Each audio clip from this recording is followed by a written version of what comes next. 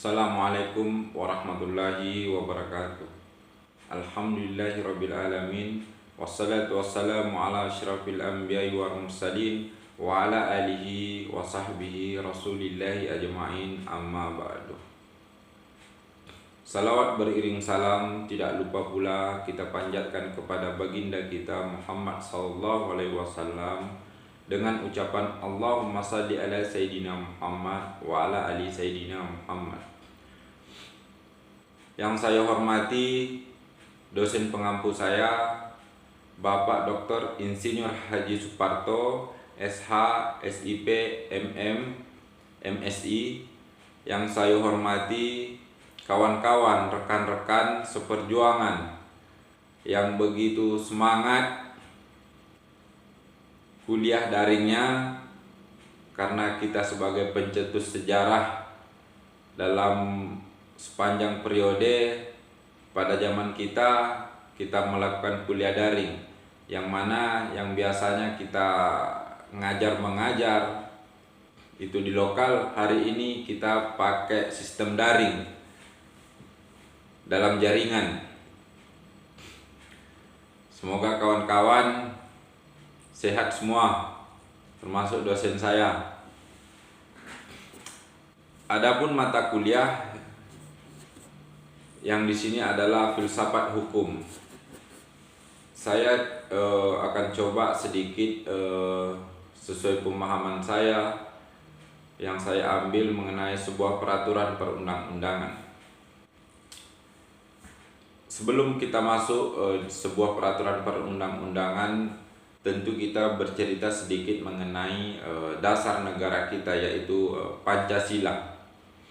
Pancasila adalah sebuah filosofis, sebuah pemikiran, sebuah logika, sebuah metode yang tercantum dalam Pancasila, lalu didraftkan, lalu dituliskan, ada 5 sila.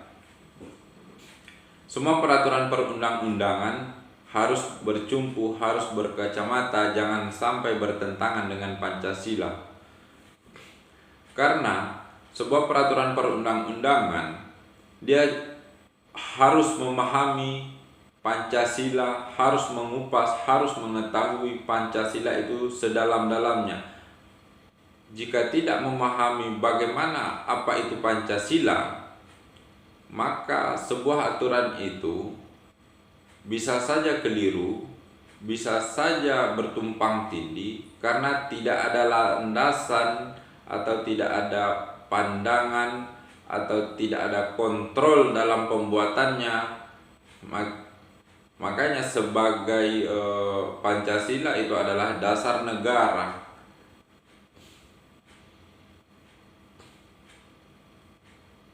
Di sini saya akan membahas sedikit mengenai sebuah pasal, yaitu pasal 284. Pasal 284 di sini yang mengatakan adalah di dalam pasal 284 KUHP dihukum penjara selama 9 bulan apabila orang yang melakukan zina, perempuan yang bersuami ataupun sebaliknya.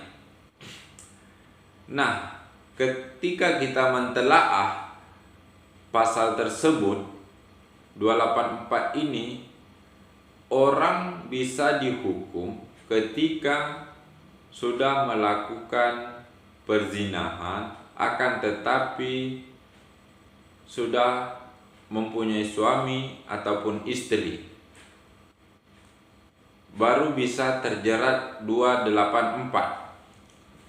Pertanyaan saya di sini, ketika seorang muda-mudi yang melakukan hubungan selayaknya seperti suami istri, apakah bisa dikategorikan pasal 24 ini? Apakah masuk penerapannya 2 pasal 4 ini? Menurut saya tidak.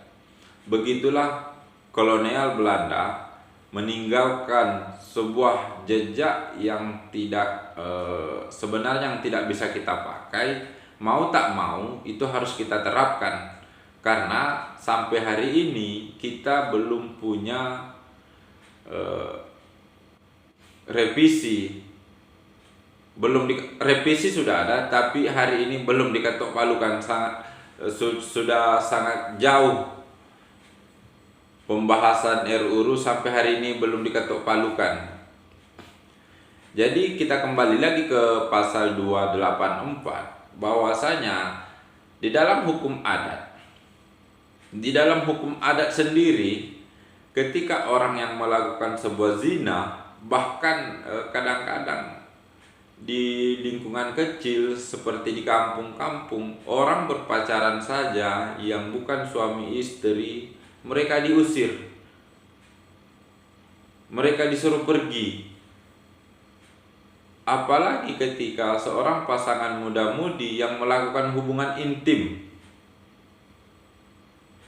Biasanya di kampung-kampung, sebagai RT ataupun RW ataupun masyarakat sekitar, itu langsung mengusirnya pada hari itu juga, disuruh keluar dari kampung. Tetapi kalau kita berpandangan pasal 24 ini, tidak ada sanksi bagi mereka. Itu pertanyaan saya, tidak ada sanksi.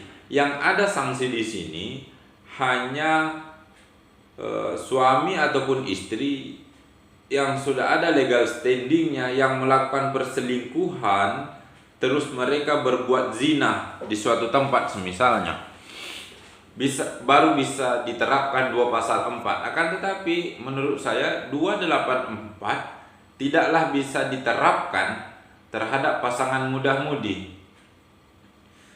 Nah, kalau seperti itu, dengan agama saya sendiri aja, jangankan untuk melakukan sebuah perzinahan, untuk mendekati zina aja tidak boleh. Begitulah agama saya, saking hebatnya mengatur, saking sedetail rupa pun, jangankan untuk melakukan, untuk mendekati saja tidak boleh, apalagi melakukan. Akan tetapi negara di sini, peninggalan kolonial Belanda di sini 284 itu hanya mengatakan bahwasanya suami ataupun istri ketika merasa dirugikan baru bisa diproses, delik aduan kan, baru bisa diproses. Berarti secara otomatis, secara logika saya berpikir, ketika pasangan muda-mudi yang bukan mahramnya atau yang bukan muhrimnya, mereka melakukan suami istri yang berhubungan selayaknya suami istri, yang tidak ada legal standingnya terhadap negara, apakah bisa kita katakan tidak jadi masalah? Apalagi di sini suka sama suka, kan kacau nih.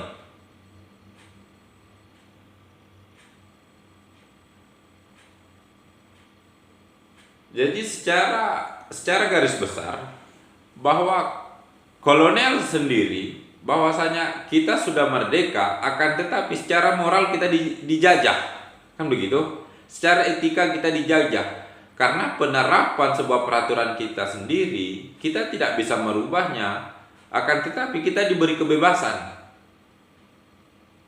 Kenapa saya bilang diberi kebebasan? Karena tidak ada sanksi. Tidak ada sanksi yang tegas bahwasanya pasangan muda-mudi tidak boleh, walaupun suka sama suka. Beda halnya ketika melakukan perselingkuhan antara suami dan istri. Oke, itu tidak jadi masalah, masuk 284. Tapi di sini sebagai penerus bangsa, sebagai penerus bangsa yang otaknya sudah rusak, yang tidak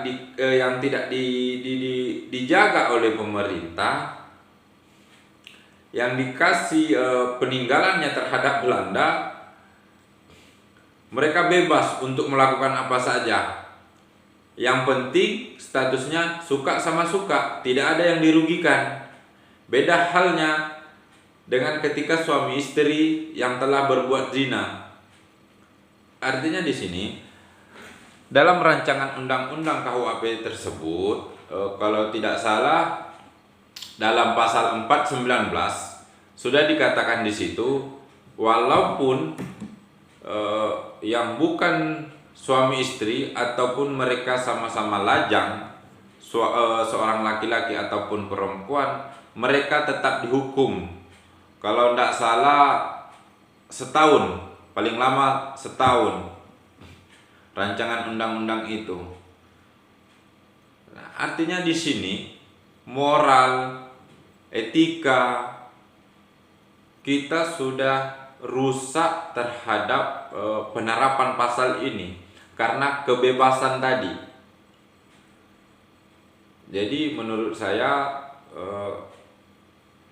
dalam rancangan undang-undang KUHP itu kalau bisa disegerakan untuk ketuk palunya, biar generasi-generasi muda kita tidak semena-mena melakukan ataupun mereka tahu bahwasanya yang ini boleh, yang ini tidak boleh, yang ini ada sanksi, yang ini memang bukan selayaknya yang mau melakukan seperti kita ataupun berhubungan intim selayaknya suami istri.